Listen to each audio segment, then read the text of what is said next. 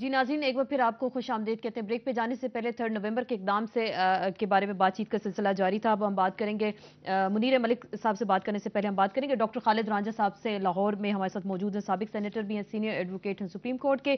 رانجھا صاحب، آپ نے جیسے گفتگو سنی ہوگی، قصوری صاحب نے حوالہ دیا جو 3 نومبر کا اقدام تھا اس حوالے سے کہ اس پی سی او کا جو اوتھ ہوتا ہے اس میں تمام ججز کو اس وقت اوتھ لینا پڑتا ہے، آئین اور قانون اس وقت معطل ہو جاتا ہے اور تمام جو ججز ہوں، سٹنگ ججز ہوں، ان کو اوتھ لینا پڑتا ہے۔ 3 نومبر کے اقدام کے حوالے سے بتائیے، جیسے سپریم کورٹ نے پہلے ہی کہہ دیا کہ غیر آئینی اقدام تھا اور جن ججز نے اس وقت اوتھ نہیں لیا تھا تو ان کی کیا پوزیشن تھی، آپ کچھ کلیئر کر سکتے ہیں؟ یہ گرے ایریا ہے۔ ایک موقف یہ ہے کہ 3 بجے کے بعد 3 نومبر کو جج صاحبان ایگزسٹ نہیں کرتے تھے، اور جج صاحبان جو بیٹھے 7 بجے اور فیصلہ دیا تو وہ ایک گرے ایریا بن جاتا ہے۔ وہ قانون غلط صحیح، بے بنیاد صحیح، غیر آئینی صحیح، لیکن ایک چیز تو قابل ذکر ہے کہ اس وقت جج صاحبان اس مارشل لاء کے تابع جج نہیں تھے۔ قانون کا آپ نے حوالہ دیا، میں آپ سے صرف یہ جاننا چاہوں گی، ایشو آپ کے سامنے یہ ہے کہ ایسے اقدام کو جو عدلیہ آپ کے سامنے آج بیٹھی ہوئی ہے، انہوں نے ماضی میں ایسے اقدام کو جسٹیفائی بھی کیا ہوا ہے اور پھر اس کے بعد بیٹھے بھی رہے ہیں۔ بالکل آپ نے وضاحت کر دی، لیکن قصوری صاحب نے ایک پوائنٹ اٹھایا تھا، انہوں نے کہا کہ یہ جو 7 ججز تھے ان کو تو انوائٹ ہی نہیں کیا گیا تھا کہ وہ اوتھ لیں، تو یہ پھر انتقامی کاروائی ہوئی نا کہ جو اس وقت کا ایک عامر ڈکٹیٹر تھا اس کو یہ ججز پسند نہیں تھے تو اس نے انہیں کہا کہ آپ اوتھ نہ لیں۔ مارشل لاء کی کاروائی کب منصفانہ ہوتی ہے؟ مارشل لاء از مارشل لاء۔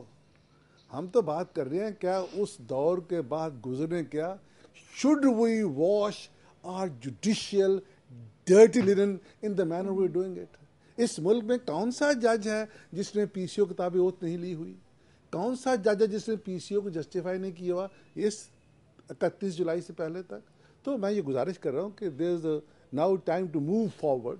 ہم کیا کر رہے ہیں عدالتی تناظر میں؟ وہ making 2 steps forward 1 step backward۔ اس میں عوام کا نقصان ہو رہا ہے اور لوگ سوچ رہے ہیں، جب لوگ یہ سوچیں کہ میں نے کس کو وکیل کرنا ہے تو that's end of judiciary۔ آپ اس پہ اور دوسری بات یہ، میں I'll close here، please concentrate on appointing judges on merit۔ جو جج اب اپوائنٹ ہوئے ان کے متعلق کراچی میں انگلی اٹھائی جا رہی ہے کہ کوئی کسی کا عزیز ہے، کوئی کسی کا عزیز ہے، تو لہٰذا جب تک اپوائنٹمنٹ نہیں ہوگی on merit, totally divorce from personal like dislike, لیکن آپ اپوائنٹمنٹ کا ذکر کریں تو موجودہ جو ججز ہیں پھر اس حوالے سے بھی آپ کہہ رہے ہیں کہ کوئی کہتے ہیں کہ کسی کا آدمی، کوئی کسی کا آدمی، اپوائنٹمنٹ کے حوالے سے یہ تو آلریڈی اپوائنٹڈ تھے نا، آلریڈی تو تھے ججز کام کر رہے تھے پی سی۔ نہیں، میں جو اب اپوائنٹمنٹس ہوئی ہیں، میں یہ گزارش کر رہا ہوں کہ یہ تمام عمل بالکل فضول ہے اگر ہم نے آئندہ اپوائنٹمنٹس میرٹ پہ نہیں کرنی۔ اور وہ ہر سال بچے سی ایس پی امتحان پاس کرتے ہیں، کبھی کسی نے انگلی اٹھائی ہے کہ یہ جو ہے فلاں کا بیٹا ہے اس لیے سی ایس پی ہو گیا؟ لیکن جب ججز اپوائنٹ ہوتے ہیں تو ہم انگلیاں اٹھاتے ہیں بار میں، ہاں جی یہ فلاں کا عزیز ہے، فلاں کا عزیز ہے، فلاں سے تعلق ہے، موومنٹ میں تھا، موومنٹ میں نہیں تھا۔ تو ایسی باتیں جب ہوتی ہیں آپ کہہ رہے ہیں کہ نہیں ہونی چاہیے۔ بہت بہت شکریہ ڈاکٹر خالد رانجھا صاحب، لاہور سے ہمیں جوائن کر رہے تھے۔ منیر ملک صاحب، آپ سے میں یہ جاننا چاہوں گی، آپ نے ان کی گفتگو بھی سنی، ججز کی اپوائنٹمنٹ کے بارے میں بھی انہوں نے کہا اور ابھی بھی انہوں نے حوالہ دیا کہ جو سپریم کورٹ میں جتنے بھی ججز ہیں، کون ایسا جج ہے جس نے پی سی او کے تحت اوتھ نہیں لیا۔ ڈوگر صاحب نے بھی اپنی جو توہین عدالت کا جواب داخل کیا، اس میں بھی انہوں نے یہ سوال اٹھایا کہ جو مختلف ججز ہیں بشمول چیف جسٹس صاحب کے، جی کیونکہ آپ کے پروگرام کا ٹائم بھی کم ہے تو سب سے پہلے میں رسپونڈ کرنا چاہوں گا لرنڈ سینئر کاؤنسل قصوری صاحب کی آرگیومنٹ پہ، جو ٹائمنگ ڈیفرنسز کی بات کر رہے ہیں کہ کسی نے 3 بجے اوتھ اٹھایا، کسی نے 6 بجے اٹھایا، کسی نے اتنے بجے حکم دیا۔ The constitution an illegal act does not turn upon the time، یا وہ آئینی ہے یا غیر آئینی ہے۔ سپریم کورٹ نے ڈکلیئر کیا کہ وہ غیر آئینی ہے۔ جہاں تک رہا ججز کو اپوائنٹ کرنے کا، تو اگر آپ کے گھر میں ایک ڈاکو آ جائے، اس کو پتا ہو کہ اس کا چیف جسٹس ابھی بلڈنگ میں ہے اور وہ حلف اٹھا لے اور پھر کہے کہ میں چیف جسٹس ہوں، تو پھر تو آئی ڈونٹ تھنک کہ وہ even it can be called لا۔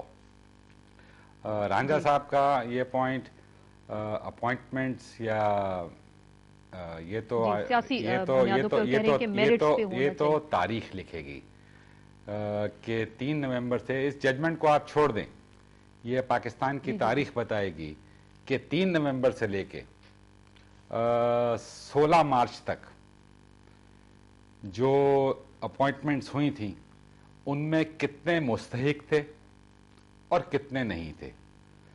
لیکن بات یہ ہے کہ اپوائنٹمنٹ کے لیے ایک کانسٹیٹیوشنل چیف جسٹس چاہیے۔ یہ دور گزر گیا کہ جس کی لاٹھی اسی کی بھینس۔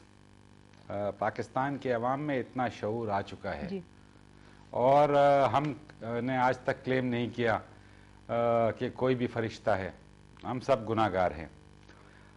لیکن حضرت ولید نے بھی تو میرے خیال سے رسول کے خلاف ایک جنگ میں حصہ لیا تھا لیکن مسلمان بنے۔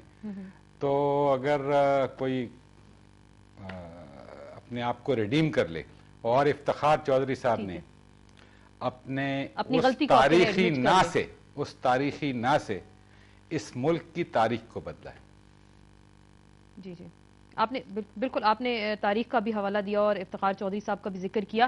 آپ سے میں یہ جاننا چاہوں گی منیر ملک صاحب، جیسے کہ ابھی بات ہو رہی ہے 3 نومبر کے اقدام کے حوالے سے بھی، اور ججز کی اپوائنٹمنٹ کا بھی ذکر ہوا، پی سی او کا بھی ذکر ہوتا ہے، آپ کو کیا لگ رہا ہے یہ جو موجودہ اس وقت ایک بحث شروع کر دی گئی، اس کا مقصد آپ کو کیا نظر آ رہا ہے؟ جیسے شروع میں بھی ہم نے بات کی تھی کہ کیا مقصد ہے، الجھایا جا رہا ہے، جوڈیشری کو پھنسایا جا رہا ہے، این آر او پہ بھی پارلیمنٹ تو جو کچھ بھی کرے گی، لیکن بہرحال جو یہ کیس تو اس وقت سپریم کورٹ میں ہے، آپ کو کیا لگ رہا ہے کیا کڑیاں کہاں ملتی ہیں اس تمام سپریم قصے کورٹ کی؟ کا فیصلہ ہے یہ اتنا ویژنری فیصلہ ہے، اس میں کیا کہا ہے انہوں نے کہا ہے that constitutional legitimacy does not flow from the barrel of the gun but from the will of the people۔ جو انہوں نے اتنے آرڈیننسز کو کالعدم قرار نہیں دیا ہے، انہوں نے کہا ہے کہ ہم پرنسپل آف ٹرائیکوٹمی آف پاورز کو رسپیکٹ کرتے ہیں، ہم یہ چاہتے ہیں کہ پارلیمنٹ مضبوط ہو۔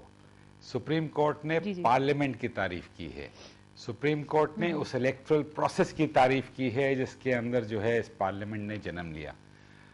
تو میرے خیال سے تاریخ یہ بتائے گی کہ یہ تاریخی فیصلہ تھا۔